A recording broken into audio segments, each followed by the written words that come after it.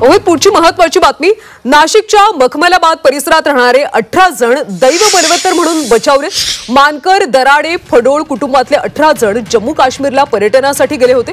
यात महिलांचं अगदी 3 वर्षाच्या मुलांचं ते 7 वर्षांपर्यंतच्या 8 लहान मुलांचा समावेश होता। 18 तारखेला नाशिकवरून रेल्वेने ते निघाले होते। दरम्यान ज्या दिवशी पहलगामची घटना घडली त्याच दिवशी हे सर्वजण पहलगामला पोहोचणार होते। मात्र आदल्या दिवशी रस्त्यात एका ठिकाणी दरड कोसळल्याने त्यांना प्रचंड वाहतूक कोंडीचा सामना करावा लागला। रात्र त्यांनी वाहनात काढल्याने दुसऱ्या दिवशी एका हॉटेलमध्ये त्यांनी आराम करत पहलगामला न जाता गुलमर्गला जाण्याचा निर्णय घेतला। तिथेच त्यांना पहलगाम हल्ल्याची बातमी मिळाली। त्यामुळे दैव बलवत्तर म्हणून बचावल्याची भावना या पर्यटकांनी व्यक्त केली। आमचं एक तर हायवे बंद झाला, जम्मू ते श्रीनगरचा हायवे बंद झाला, तिथे लँडस्केपिंग झाली त्या साईडला पण। त्यानंतर आम्ही कटराचा जायला निर्णय घेतला, कटराची पण बुकिंग केली। त्यानंतर परत आमच्या काही एजंटनी कॉल केला की एक दुसरा रोड मुघल मार्गे राजुरी मार्गाचा रोड आहे ना श्रीनगरकडे जाण्यासाठी तो चालू केला आहे। तो चालू केल्यानंतर आम्ही मग तिकडे जायचा निर्णय घेतला त्या रूटने।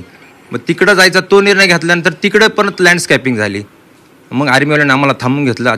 ती रात्र तिथंच काढली, आम्ही गाडीमध्येच काढली। आणि दुसऱ्या दिवशीचा आमचा याचा मुक्काम जिथं कोइन्सिडन्स घडला तो आमचा तिथं जायचा प्लॅन कॅन्सल झाला।